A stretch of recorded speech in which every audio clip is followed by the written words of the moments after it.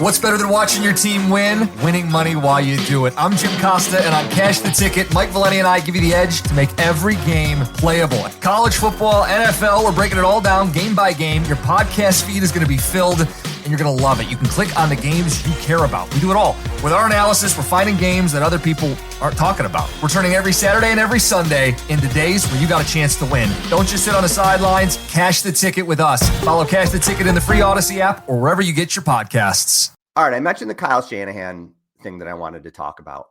Fans are really mad at Kyle Shanahan right now. And make no mistake, you may be listening to the show and saying, wait, well, I'm not mad at him. And those people are just being ridiculous. But look, I'm involved in content and I hear from a lot of 49ers fans and whether it's social media or whatever. In these places, there are a lot of fans that are really unhappy with Kyle. But why? Let's look at this. Because this season, if you're just basing it on this season, this has been a season from hell. Look at what has happened to the 49ers this season.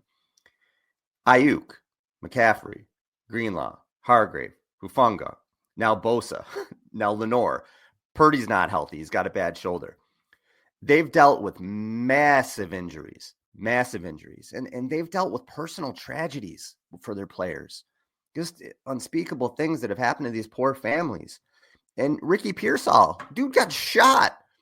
He was lucky to be alive. Thank God he got through that. But the Niners, they've just been through things that have been unbelievable. Just a mountain of adversity. So was it just a one-off? Maybe. Is it just one of those years? Possibly. I do think the answer to that is yes. But having said that, I also believe there are other cracks that are starting to show. And the team showed signs of being undisciplined this year, sloppy, aging, and maybe more than anything, what we're finally starting to see, despite the injuries, again, despite the terrible things that some of the players and their families have had to go through, bad personnel decisions are finally catching up with this team. Even before some of the injuries really hit them, some of the bad personnel decisions were catching up. So how do these issues fall on Kyle? Well, like I said at the beginning of the show, I want to look at Kyle the coach, Kyle the CEO, and Kyle the personnel guy, and put that all together and see why fans are so frustrated. What I've sort of come up with as I go through this, when you look at Kyle in all three of those phases, coaching, personnel, CEO, there's some schizophrenia there. There's some Jekyll and Hyde there. Maybe Kyle's too stubborn for his own good at sometimes. You'll see it as we go through. There's been some great moments. There's been some head-scratching moments. There's been some stuff that drives you crazy. Winning can erase a lot of that or push a lot of it off to the side. But we'll look at it. And listen, as I go through this, I'm in no way, shape, or form saying Kyle Shanahan or John Lynch, for that matter, should be fired or traded or whatever. I don't think that we're there. Personally, Kyle's got enough clout and he's done enough where he can get a pass on a year like this. If next year is similar to this and things are going down, then maybe you're on the hot seat. But to come off years where you've won 13 and 12 games, you made the NFC Championship game, and the only reason you probably didn't win that is because your quarterback went out in the first series. You made the Super Bowl. Having a real down year after that is not grounds for firing for me. I think that's utterly ridiculous. Now, if it's a situation and we don't know what's happening behind the scenes where Kyle's burnout or their team's burnout with him, or there's just something else going on and they both feel they need a fresh start, that's different. We're probably not there either. But if you're just looking at the York saying, there's things the York should be annoyed about. But if you're just looking at them saying like, oh, you had all these injuries, you've had personal tragedies, all these other things, even though you won 27 games or whatever it was last 2 years, 25 games in the regular season and 4 playoff games and made a Super Bowl, we're firing you. It was too bad of a year. Come on with that. That's not going to happen. And that would be bad management. It would be bad management.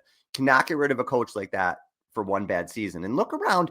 There's no guarantee. I'm not one of those people who say, well, you can't go back to Jim Tomsula or Chip Kelly, because there's no guarantee you're going to get you may get a good coach, But you may also get a bad coach. Look how many coaches get fired year in and year out. There's going to be like 8 or 9 coaches that get fired this year. It's almost a third of the league. It's tough to get a good coach. And Kyle has proven he's a good coach. Again, a little schizophrenia there. And we'll go through the back and forth. But he's proven that he's been a good coach. Now, where this is coming from, it's not just coming from the content creators. I feel like that's sort of where it started, where content creators were. I'm included in that. This is what we're talking about.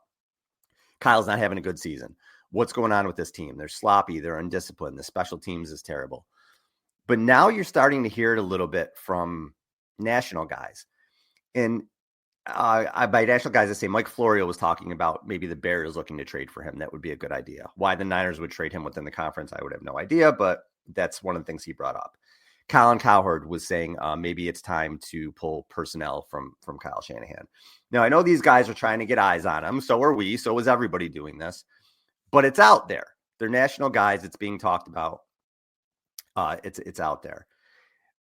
So let's start with Kyle, the personnel guy. Now, our buddy Mike Silver tweeted yesterday. And again, Mike just doesn't throw stuff against. If Mike tweets something, he doesn't just throw it against the wall. There's something to it. He said the last time the 49ers went through a season like this in 2020, they rebooted over the offseason by trading 3 first-round picks to secure a 3rd overall pick in the draft and selecting Trey Lance. This won't be a chill offseason. Now, he's not saying there that they're going to trade for quarterback. I actually said I don't think that's what Mike is saying, and Mike quoted my tweet and said, correct. He's not saying they're going to move on a quarterback. He doesn't think that. What he is saying, is the Niners are not going to stand pat. The Niners, if things continue to spiral or look the way that they have, they're not going to sit on their hands. They're going to go out and they're going to make moves and they're going to make changes. Purdy will be back. Purdy would have to just be atrocious the next 5 weeks for them to consider anything else. And Purdy's hurt right now. Purdy's shoulder is messed up. But from what I understand, the Niners are still very committed to him. We'll see what happens. I'm not saying that they're $60 million a year committed, but believe the parties will find a way to make it work, even if it's just a short-term deal with him sticking around. But there's going to be changes around him. Niners will be aggressive this offseason in doing some things. But how much will Kyle Shanahan be involved in that, and how much should he be? Now, Bill Parcells has the line where he said, if you want me to cook the dinner, you better let me buy the groceries. Now, I don't know how much clout Kyle has in the decisions. No one does. But this is his team. Make no mistake about that. This is Kyle Shanahan's team. Kyle runs the show. And you can look at as many good decisions as they've made. There's also been some terrible ones in the past, specifically in the draft, and they've been all over the place at QB. Let's start with the QB position. And this is interesting to me because as good as Kyle is as an offensive coordinator, right? Say, oh, well, you can plug in any quarterback with him. That's not necessarily true. And I'll show you some stats as to why. But when you look at what they've done at the quarterback position, go all the way back to 2017. They weren't really interested in looking at the quarterbacks in that draft. And the main ones were Mitch Trubisky, who is not good. Deshaun Watson, who was before he had legal issues and his career went down the toilet. And then there was the best QB maybe of all time in that draft, Patrick Mahomes. Niners weren't interested in that because they had a plan where they were going to have a placeholder with Brian Hoyer. And then they were going to pivot to Kirk Cousins. That's what was going to happen. They've said as much. But they make the trade for Jimmy Garoppolo. Jimmy comes in and he looks really good and for that year. And then it was up and down with Jimmy. They got to a Super Bowl with him. They won a lot of games with Garoppolo, but he was a limited quarterback. So Kyle goes from Kirk Cousins to Jimmy Garoppolo. And then after 2020, they say, all right, Jimmy was hurt. There were some issues about, how hurt is he? I think it was a difference of opinion between what Garoppolo's camp thought and what the Niners camp thought. And they looked to move on from him in the offseason, and they looked to move on publicly. They were publicly linked to every single quarterback that was out there. And ultimately what happens was they put together a package that was going to be for Deshaun Watson. Deshaun Watson has legal troubles. They end up making the trade for Trey Lance. Now, the Trey Lance trade is maybe the worst trade in 49ers history, maybe one of the worst trades in NFL history. They got lucky. They ended up with Brock Purdy, and now they have another huge decision there. So when you look at the way the quarterback stuff was handled, it's been all over the place. And you can like or not like Jimmy Garoppolo, and I guess maybe some people's opinion on this depends on what they think of Jimmy.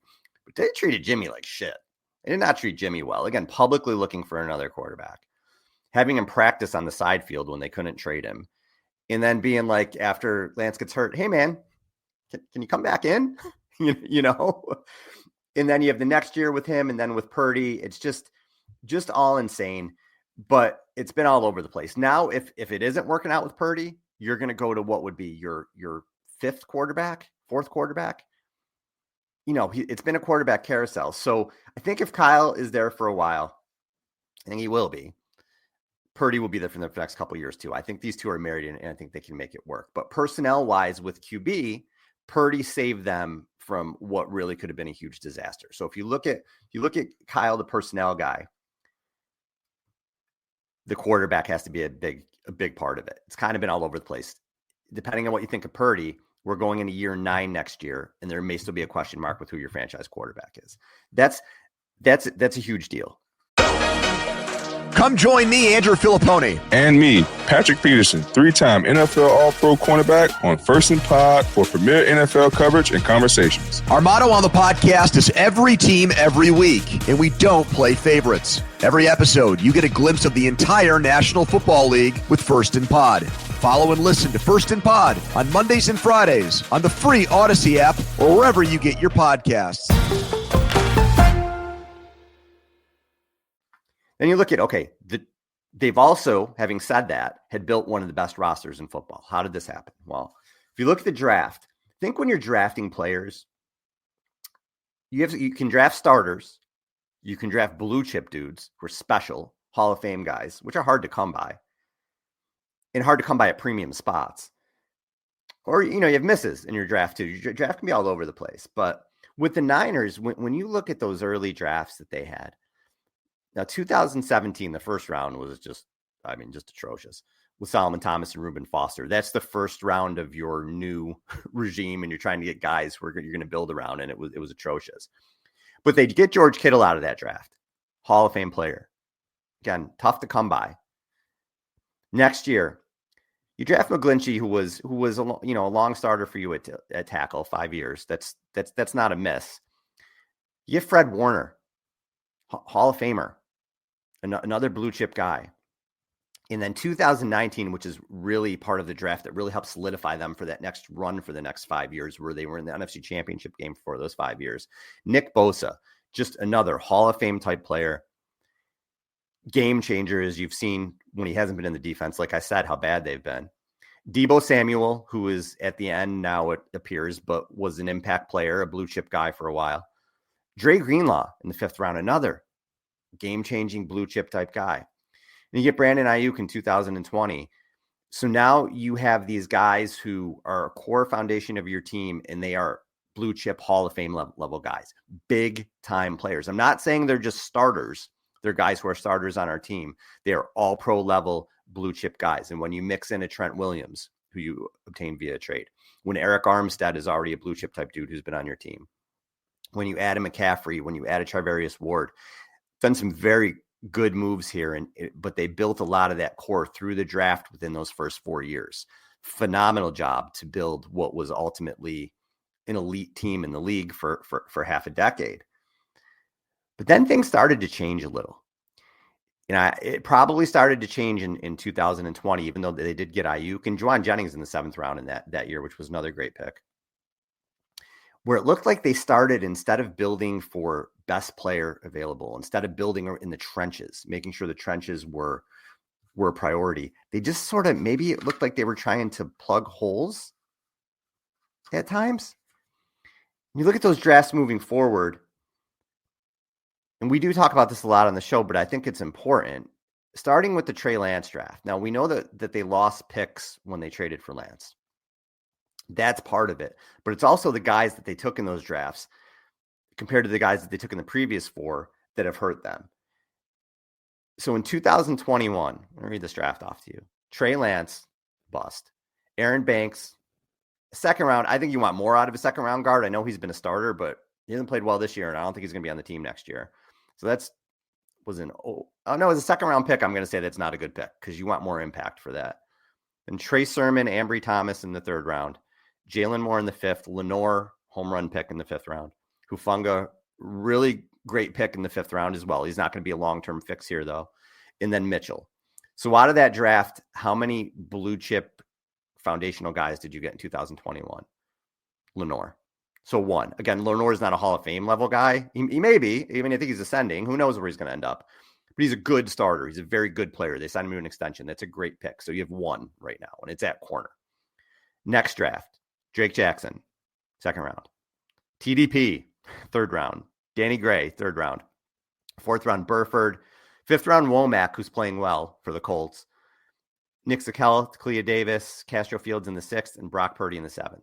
That draft is basically a waste of draft picks until you get to Purdy in the 7th round. So you've gotten 2 foundational players here in these 2 drafts. But when you look at some of the things that have happened with these drafts now, before we jump to 23 and 24, Drake Jackson doesn't work out. So you got to sign Chase Young, who doesn't work. I'm sorry, trade for Chase Young, who doesn't work out. And then you have to sign Leonard Floyd. So you miss on that pick. You got to sign Band-Aid dudes, and you got nothing at defensive end other than Nick Bosa. Javon Kinlaw is the same way. You missed on Javon Kinlaw in 2020. You got to go out and sign Javon Hargrave. Javon Hargrave gets hurt. He's probably in the last year of he's probably not going to be on the team next year. Again, what are you doing at defensive tackle? Because you didn't draft these foundational pieces and personnel. Now you have to have Band-Aids, and now we don't know. Part of the frustration personnel-wise. Let's look at 2023 draft. Jair Brown, terrible season. They probably need a new safety. Jake Moody in the 3rd round. Again, I'm saying there's long-term pieces that you need. We're drafting a kicker who's missing kicks. Not a good look. Latu, bust. Daryl Luter, Robert Beal, D. Winters, who as a 6th round, maybe can be a decent starter for them. Braden Willis, Ronnie Bell, Jalen Graham. Looks like a waste of a draft. 2024, there's players that we're excited about. Ricky Pearsall, who's got to get more involved in the offense. I'll talk about that moving forward. Renardo Green looks like a starter. Dominic Pooney looks like a stud guard. Mustafa looks like a starter. Guerrero, we're going to find out a lot about in the next 5 weeks. Cowing, we don't know yet. Kingston and Bethune. I think this is a good draft. I think you have starters here. But do you have blue chip Hall of Fame level guys? You can argue maybe Pooney, but he's a guard. That's not a premium position. So when you look at those blue chip Hall of Fame level guys they got and obtained within those first 4 years or so, and what they've done the last 4 years, you see why there's cracks in the personnel, and you see why people are frustrated with Kyle Shanahan, the personnel guy, versus what he did the first 4 years with these last 4. There's what that frustration comes in. And also contract extensions when you're talking about personnel. Every year, it's been drama with the contract extensions. Debo, drama, went to training camp. Bosa was right before the season started. Trent Williams and Ayuk this year. And what happens when you have contract drama like that? Guys start slow. Guys get hurt. It happens all the time. But they just keep repeating. And what happened this offseason, which would be frustrating with the person in terms of personnel, if you're the Yorks, you give money to Christian McCaffrey when he was already under contract. You give money to Trent Williams when he was already under contract. Brandon Ayuk, they didn't want to do that. If they wanted to do that deal at $30 million, they'd have done it in March or April. They didn't want to do that. It goes all the way. It's drama. It's a circus. They pay him too much money. He wasn't producing. He gets hurt. Now, I do think they need Ayuk in this offense. You see what happens to the passing game without someone who can stretch the field down, who's a threat, I should say, downfield. And he will, I think, as he gets healthy next year, I think he'll be that threat again. But again, you just shelled out all this money and he may not be healthy until halfway into next season or maybe the season after. Whereas earlier, I felt like even though maybe the contracts took a little bit with Warner and Kittle and those guys, there was less drama. So now there's been drama and you're giving money to older players where you're trying to run it back with the same guys instead of maybe where it was time to maybe cut bait with some of these guys. Bill Walsh used to say it's better to replace player a year early than a year late. Maybe you're seeing the Niners. Deebo Samuel is a good example of that. Maybe they should have traded him at the draft because he doesn't look like Deebo Samuel anymore. Think about Bill Belichick. He let Richard Seymour go. He let Ty Law go. How much did those guys do after the Patriots?